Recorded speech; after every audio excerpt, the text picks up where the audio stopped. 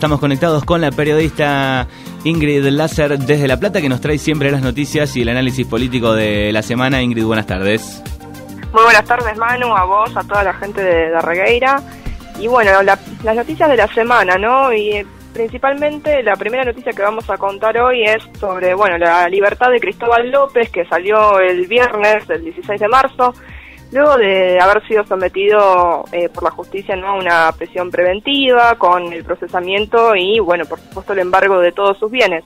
La causa fue la administración fraudulenta, que estuvo agravada por haber sido cometida en perjuicio de la administración pública, en este caso haber evadido impuestos a la AFIP por la empresa Oil Combustibles, en particular el impuesto que evadió Cristóbal López, bueno, y también de Sousa, su socio principal, fue la evasión de impuestos de transferencia de combustibles.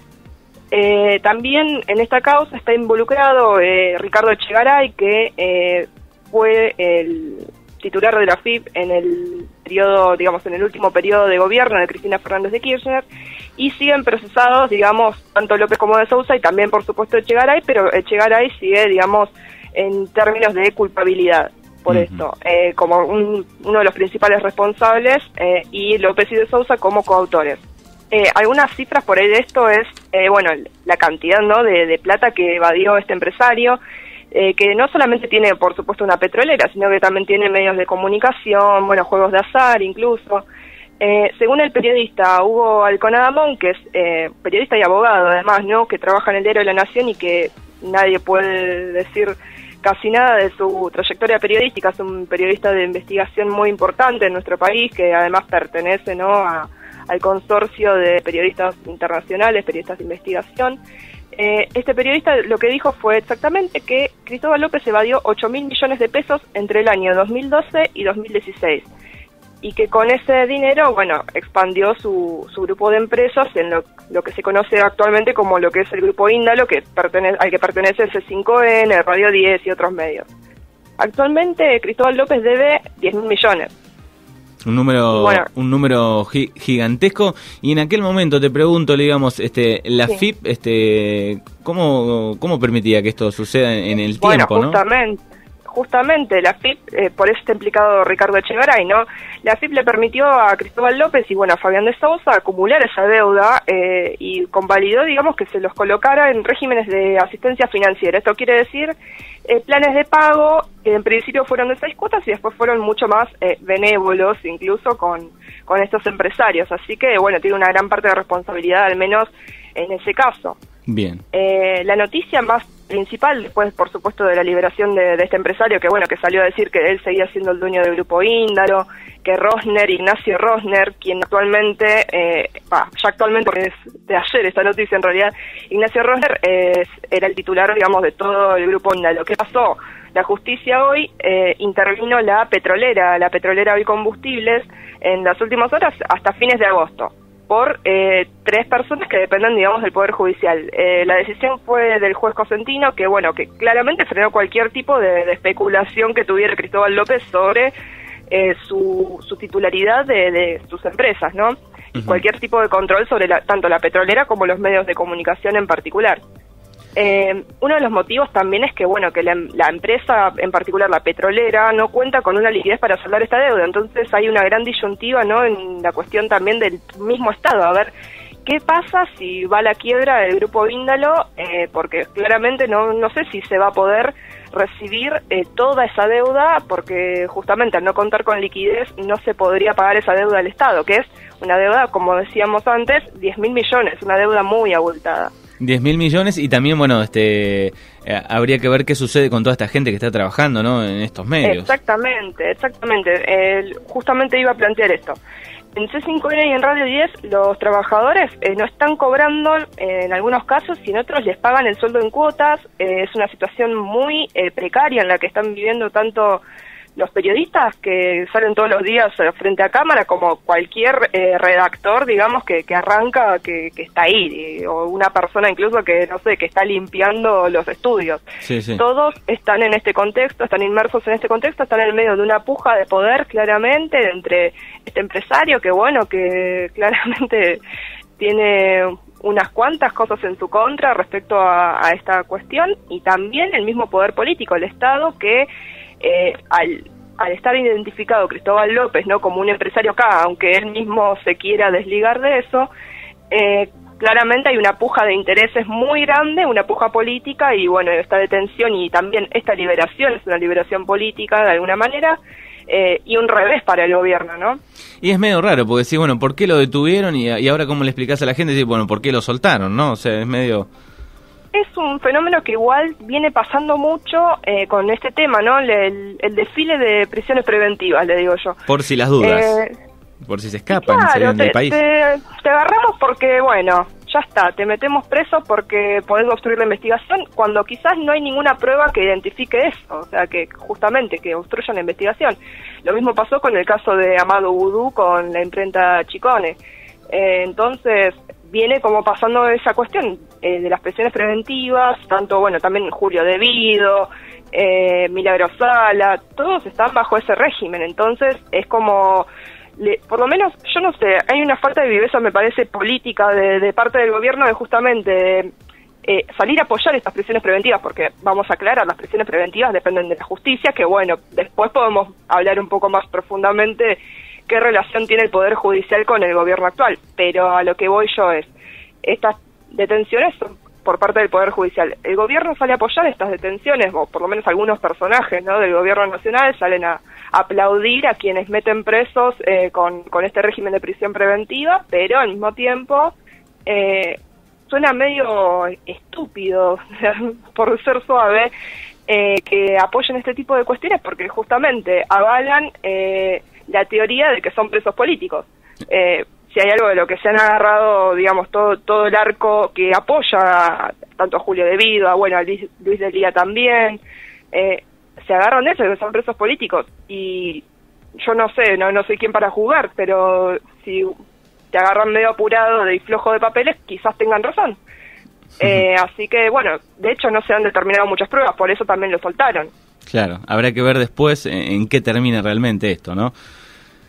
Son esas detenciones que me parece que van más para el lado de la espectacularización, ¿no? Para pasarlo en el prime time televisivo y bueno, y después vemos si se sustenta con alguna prueba un poco más fehaciente.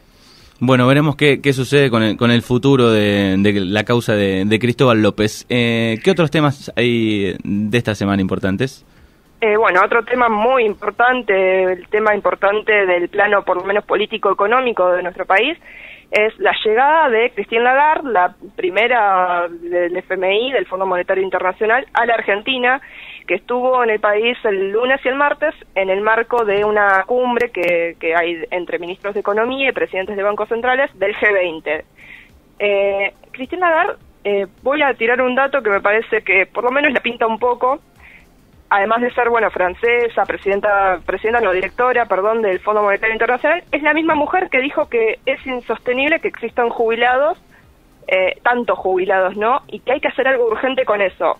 Yo, la verdad que eso lo calificaría un poco como apología del crimen, porque la verdad decir que hay que hacer algo con que hay tantos jubilados es un poco fuerte. Y, bueno, claramente, ¿qué hizo Christine Lagarde? Felicitó a Mauricio Macri por sus medidas económicas, las que tomó, digamos, desde el diciembre de 2015 en adelante, y defendió también el gradualismo. Dijo que los economistas ortodoxos se equivocaban al decir que estaban siendo muy livianas las medidas económicas en nuestro país. Una cita importante que dijo la directora del Fondo Monetario es que la situación económica mejoró mucho, tanto en Brasil como Argentina, porque han salido de sus recesiones y que el precio de las materias primas se ha recuperado. Bueno, justamente las materias primas, quizás según el diagnóstico, ¿no?, de la directora del FMI, se recuperaron porque han habido muchos beneficios a las exportaciones y no tanto a las importaciones. Entonces, también aplaude esta medida económica del gobierno que, si bien va en detrimento de la industria nacional, por lo menos disminuye el precio de las materias primas. Pero en ningún momento se pone en el lugar del pueblo, que es el que pagó las consecuencias, ¿no? No, claramente, y de hecho dijo algo sobre que las sociedades no están preparadas para afrontar todo este tipo de cambios económicos a un nivel mucho más severo, mucho más como realmente debería ir ese rumbo, ¿no? De mucho más ajuste para paliar tanto el déficit fiscal, que era un poco, la semana pasada lo hablamos esto, ¿no? De lo del déficit fiscal, el déficit comercial del país. Justamente la receta del FMI que propone más ajuste y, de hecho, lo que fue la reforma previsional el año pasado, que en diciembre, que bueno, ya sabemos en qué contexto se dio, porque realmente mientras afuera del Congreso baleaban con balazos de goma a un montón de manifestantes que estaban claramente en contra porque entendían que esto significaba una quita de derechos a los jubilados, esa medida, ese proyecto de reforma previsional que se estaba tratando dentro del recinto era claramente un calco de lo que había planteado el FMI para la Argentina como receta económica. Y en la relación que hay entre el país, digamos, y el FMI, es interesante ver que recién en 2016 volvió el Fondo Monetario Internacional a la Argentina, después de más de 10 años que no venía ni siquiera a auditar las cuentas. Lo que hace el Fondo Monetario Internacional es auditar las cuentas del país todos los años, a través de ciertos mecanismos de control en lo que se llaman las misiones del Fondo Monetario Internacional. Después de esa visita en 2016, ¿qué pasó con el Fondo Monetario? Ordenó recortar las jubilaciones. Entonces vemos que Mauricio Macri es un buen alumno y que bueno, que hizo bien los deberes porque por lo menos se llevó no solo una gran felicitación de Christine Lagarde, sino que también metió una reforma jubilatoria. Así que, en resumen, el plan económico del gobierno es básicamente un calco de estas recetas del FMI para los países de América Latina en general. De hecho, que no es casual que Lagarde haya felicitado tanto a Brasil como a Argentina, Brasil con el gobierno de Michel Temer, que está llevando también un programa de ajuste brutal, mucho peor incluso que el plan económico que está llevando Mauricio Macri en Argentina, porque también incluye una flexibilización laboral muy grande que acá por la presión social que está viendo con el tema de la reforma laboral todavía no se está animando el gobierno a tratarlo. Claro, en Brasil está un poco más complicado, veía el otro día. Sí, bueno, entonces, ¿qué pasa? No es casual que Christine Lagarde y personificado en ella, ¿no? El Fondo Monetario Internacional felicita al país. Hoy justo estaba viendo una imagen que recopilaba como las felicitaciones, ¿no?, del FMI a la Argentina, y casualmente, siempre que el FMI felicitó a la Argentina le fue bastante mal. En principio, bueno, cuando felicitaban al expresidente Carlos Menem por las privatizaciones de las empresas públicas, después también cuando se lo felicitó a De la Rúa por los distintos ajustes que fue llevando, entre ellos el más recordado quizás fue el recorte del 13% a los jubilados, que lo llevó adelante la ministra Bullrich, la actual ministra de Seguridad, que en su momento fue ministra de Trabajo. Y ahora felicita a Macri. Así que vamos a ver qué sucede, porque cada vez que el FMI felicita a un gobernante de este país, suelen pasar cosas no muy gratas para la gente y, sobre todo para los sectores más vulnerables, ¿no? Bueno, esperemos que sea la excepción, que cambie esta vez. Ojalá que sí. La verdad es que seamos un poco más optimistas, ¿cierto? Bueno, y por otro lado, otro de los temas que está más vinculado a lo que es derechos humanos, como sabemos, este sábado, 24 de marzo, se conmemora el Día de la Memoria, la Verdad y la Justicia, entonces se va a llevar adelante una marcha en Plaza de Mayo, pero también en muchas otras plazas del país. Y los organismos de derechos humanos tienen como novedad este año que van a marchar todos juntos. Hace unos cuantos años ya que los organismos de derechos humanos, por sus corrientes políticas, partidarias, tanto el kirchnerismo sobre todo y la izquierda, siempre han marchado separados durante estos años. Este año la novedad es que van a marchar todos juntos porque consideran que el enemigo, ¿qué era el enemigo? La verdad a mí me parece un poco desafortunado decir el enemigo, es el mismo, pero por lo menos, tienen en claro que tienen un adversario común en este momento. Y la cuestión es que igual, más allá de marchar en unidad, van a leer dos documentos distintos. Uh-huh. Así que van a estar todos juntos, en conjunto, está bueno eso. Está bueno, de hecho Tati Almeida, un poco, que es la presidenta de Madres de Plaza de Mayo, línea fundadora, dice que justamente al violar todos los días los derechos humanos este gobierno, ¿no?, quieren estar todos juntos sin ningún tipo de partidismo, exigiéndole al gobierno de por favor que pare la mano. Y en este caso citó mucho los casos de gatillo fácil, que era un poco lo que hablábamos también la semana pasada con vos, sobre todo el asesinato de Facundo Ferreira, este chico de 12 años que asesinaron en Tucumán, el asesinato de Rafael Nahuel, un chico mapuche que asesinaron en Neuquén por la espalda también. Bueno, y sobre todo, obvio, por supuesto, la falta de respeto total y la desaparición sin la muerte de Santiago Maldonado. Sí, y también parece una sí. falta de respeto, digo, a 2 días de conmemorarse esta fecha, que salga la noticia que quieren darle la prisión domiciliaria a Astiz. Terrible. Totalmente. Bueno, de hecho, justamente, Alfredo Astiz, que tiene 67 años, es un exmarino, vamos a contextualizar un poco más, porque está condenado a prisión perpetua, ¿no?, por delitos de lesa humanidad. Tres condenas tiene. Tiene 3 condenas exactamente, una en 2008 que lo condenó la Corte de Apelaciones de Roma por unos casos de ciudadanos italianos que fueron desaparecidos acá en Argentina, y en 2011 y en 2017 lo condenaron por delitos cometidos a ciudadanos argentinos.